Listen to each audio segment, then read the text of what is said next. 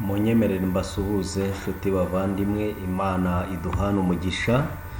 Njyewe muganira amazina ni Mugizeneza Jean Paul. Erega ubutumwa bwiza ntibunkoza isoni, kuko ari imbaraga ihesha uwizera wese gukizwa, uhereye ku Muyuda ukageza ku Mugiriki. Abaroma igice cya mbere umurongo wa 16. Uyu munsi rero nifuje yuko twaganira ku magambo avuga ngo kuririra inka wikoreye indobo. Dusenga Imana. Turagushimye Mwami Imana yacu, izina ryawe rihabwe icyubahiro. Muri uyu mwanya ubwo ushimye yuko twiga iki cyigisho, ntaba ari twe ahubwo izina ryawe twitirirwa bari ryo ugirira, kandi utubashishe kumva icyo ushaka ko twumva muri iri jambo. Mu izina rya Yesu Kristo umwana wawe ukunda, amen. Muvandimwe rero, muri iyi minsi usanga abantu barabaye indyarya. Kugira ngo rero tuganire iki cyigisho, ndi kugira ngo mpere ku muturanyi wanjye, ari naho nakuye iki cyigisho. Yapfushije inka. Nuko apfushije inka, abantu baraza baramuririra, barababara, bamwe bafite imihoro abandi bafite ibyuma. Uwo natinzeho cyane ni umukecuru wari ufite indobo aje kureba inyama, ariko yavuze amagambo akomeye agaragaza akababaro gakomeye. Naracecetse kugira ngo hataza kugira umuntu uvuga ngo ndi umushinyaguzi, ariko nari ndi kumva ibyo arimo avuga. Yaravuze ngo iyi nka ko yari ifite imico myiza izize iki? Arababara rwose, arisihinga aho ngaho, ariko nubwo ari kwisihinga afite indobo. Naritegereje ndibaza nti se uyu mukecuru arashaka iki? Niba koko ababaye, iyi ndobo ni iki? Gusa wenda nawe muri komenti ushobora kumfasha ukambwira, ese mu by'ukuri ni gute umuntu ashobora kuririra inka yuko yapfuye kandi yikoreye indobo? Ni gute wabona inyama itungo ritapfuye? None se uzagira impuhwe z'itungo kandi ukunde n'inyama? Ibyo bintu bizahurira hehe? Uyu mwanya rero tugiye kureba kuri iryo jambo rivuga ngo kuririra inka ariko wikoreye indobo. Turareba mu byanditswe byera icyo babivugaho. Reka dusome n'ubundi ijambo ry'Imana turebe icyo batubwira.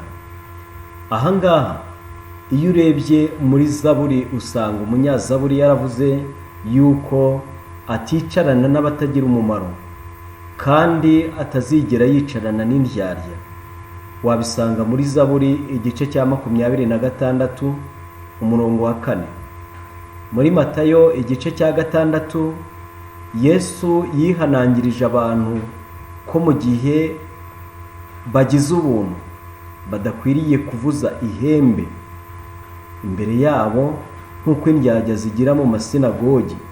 Mu masinagogi ubwo ngubwo wabigereranya nk'iki gihe nko mu nsengero cyangwa mu misigiti cyangwa mu kiliziya, no mu nzira ngo bashimwe n'abantu. Ndababwira ukuri yuko bamaze kubona ingororano zabo. Muri Matayo igice cya 6 umurongo wa 5 Yesu yihanangirije abantu ababwira yuko mu gihe bari gusenga badakwiriye kumera nk'indyarya, kuko bakunda gusenga bahagaze mu masinagogi no mu nzira ngo abantu babarebe. Aravuga neza yeruye ngo ababwije ukuri yuko bamaze kugororerwa ingororano zabo.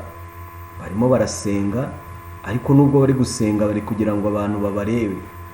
Barimo baragira ubuntu, ariko nubwo bari kugira ubuntu bari kugira ngo abantu babarebe. Muri iki kinyejana tuhagazemo ni ikinyejana kirangwa no gukorera ku jisho, aho buri wese usanga ari guharanira gushimwa n'abantu, ariko umutima utari aho ngaho muvandimwe, birashoboka yuko uvuga ko ukorera Imana, nanjye birashoboka yuko mvuga ko nkorera Imana, ariko se bimeze biti? Ese mu mutima wanjye hameze hate? None se wowe mu mutima wawe hameze hate?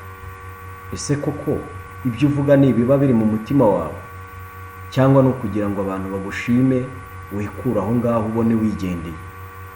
Muvandimwe rero, ukwiriye kubitekerezaho ukamenya uburyo ukwiriye kwitwara imbere y'abantu, ariko ushobora kwitwara imbere y'abantu neza, Imana yo ikaba yarangije kukurondora. Nubwo abantu benshi barimo baharanira ishimwe ry'abantu, ariko Yesu we ari kuvuga ngo barangije kubona ingororano zabo. Birashoboka yuko ushobora kugaragaza ko wifatanyije n'umuntu, ariko ukaba uri indyarya, ari ukugira ngo abantu babone yuko uri mu kababaro. Ntabwo nkunze kugera cyane wenda ahantu bapfushije, ariko hari ibyo nabonye mu rupfu. Umuntu arapfusha, abantu bakaza bari kurira nta kuntu batagize, amarira agatemba, wajya kureba ugasanga ibyari biri mu nzu byagiye. Ukibaza se ibi bintu bigiye ba bantu bari bari kurira nibo babijyanye?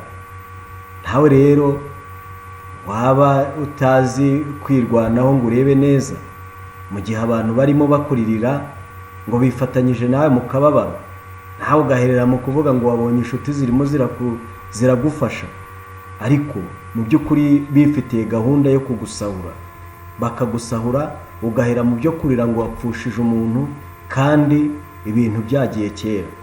Mu gihe uzanzamukiye uri gushira agahinda, ukongera guhura n'akandi gahinda ko gusanga ibyawe babijyanye kandi ngo bari barimo bakurira. Muri iyi minsi aho abantu baguhamagara kuri telefone, ugasanga umuntu aguhamagaye ko ufitiye impuhwe, ndetse akakubwira yuko agiye kukurinda ibyago cyangwa se agiye kukuzamura ngo agukize, ugasanga agutaye mu manga, agutaye mu bukene utazikuramo. Aho usanga umuntu akugirira impuhwe akakubwira yuko agiye kukujyana mu mahanga ndetse ugiye kubona akazi keza, ariko bigasoza agutaye mu ngoyi y'urupfu. Aho usanga umuntu aguhamagara akagusuhuza ngo agiye kukugirira neza, ariko akaba aguhaye ibirozi. Abarozi barezi muri ino minsi, muri iki kinyejana, muri Vision 2020. Muvandimwe, birashoboka yuko ushobora kureba iyi video uri umurozi. Niba uri umurozi, ukwiriye kumenya yuko Imana ubwayo ariyo yavuze yuko izahana indyarya. Ugaragaza yuko ukunze mugenzi wawe, ariko mu by'ukuri nta rukundo ruhari. Wamufunguriye koko, umuhaye ibyo kurya, ariko biramwangije. Wamugiriye neza, wamucumbikiye mu nzu, ariko atashye yataye umutwe. Harimo ahantu bagiye gutaha ubukwe, nuko umuntu yasoma ku kinyobwa cy'abo bantu, ugasanga ibibazo biravutse. Muvandimwe, izo mpuhwe zawe ukwiriye kuzihindura. Indyarya zizahanwa byanze bikunze. Njye nawe dukwiriye guhindura. Uri kuvuga yuko ufite impuhwe, ugiye gufasha umuntu ngo uramufashije, ufashije umukobwa. Nabonye kuri YouTube umukobwa wari uri gutanga ubuhamya yuko yatewe inda afite imyaka 13. Ariko turakwiriye ko duhindura ubugome. Ufite diplome zihekeranye, ariko ubugome bwarakurenze. Muvandimwe, ntabwo ndi kukubwira nanjye ntiretse, nanjye narize, ariko muvandimwe, dukwiriye kugarura ubwenge bukajya ku gihe, ubugome tukabureka, Imana ikabana natwe. Kuko igihe cyose turi indyarya, ntabwo tuzabona ijuru, ntabwo tuzajya mu bwami bw'Imana. Narindimo mbabwira kuri uriya mukecuru wari urimo arira ngo inka yapfuye, ariko afite indobo y'inyama. Inyama zari kuboneka ziti? Yari kuzirya gute? None niba yari afite urukundo, indobo yari ayijyanye. Muri iki kinyejana kirangwa no kwishushanya, ibyanditswe byera biravuga ngo mu minsi y'imperuka abantu bazaba bafite ishusho yo kwera ariko bahakana imbaraga zako. Muri iyi minsi aho umuntu aza akakubwira akakubwiriza agufitiye impuhwe ariko ugasanga n'icyo wari wambaye nacyo kiratakaye. Mu Kinyarwanda baravuga ngo ubona ishitamba ugata n'urwo wari wambaye. Muvandimwe, uramutse ufite ingeso nk'izo, kandi nanjye mfite ingeso nk'izo zo kucucura abantu, ntabwo ari byiza. Urasanga umuntu afite impuhwe zo kuranguza, aje kukuranguza ariko araguhenze. Ni ikibazo, nabyo ni ubujura.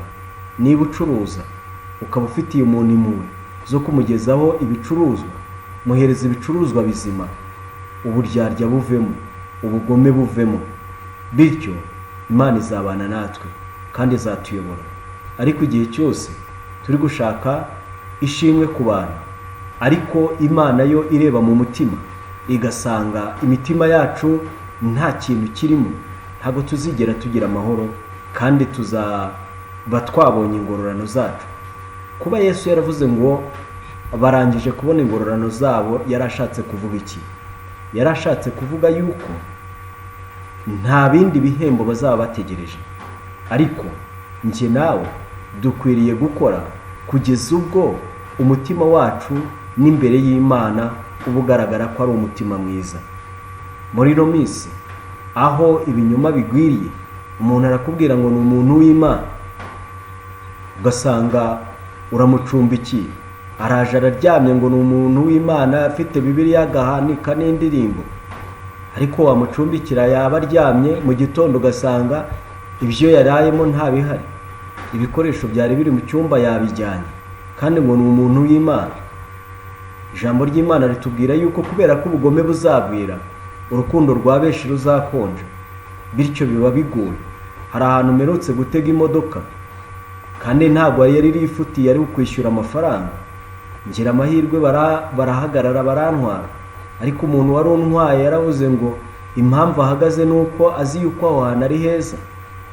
Ubwicanyi buragwiriye, umuntu ugasanga ari kukubwira yuko ari umuntu mwiza ndetse ukabona ari umunyempuhwe, ukamusanga ngo wenda ari bukugira inama ariko bigasoza kwishe. Yari arimo ambwira uburyo hari abantu batega imodoka akagusiga umuti, imodoka bigasoza yijyanye kandi wari umugiriye neza. Muvandimwe, turi kwikura amata mu kanwa. Njye nawe nidukomeza kwitwara gutyo ntabwo bizatugwa neza, ahubwo reka duhindure icyerekezo, kuko Yesu afite ubushobozi bwo kuduhindura. Reka turebe muri Matayo n'ubundi 24 umurongo wa 51. Yesu yavuze yuko umugaragu w'indyarya Yesu azaza akamucamo kabiri, akamuhanana n'izindi ndyarya, kandi akajugunywa aho abantu bazaririra bagahekenya amenyo. Muvandimwe rero, niba udashaka kujya aho ngaho bazaririra bagahekenya amenyo, kandi nanjye ntabwo mwifuza, turakwiriye guhindura icyerekezo.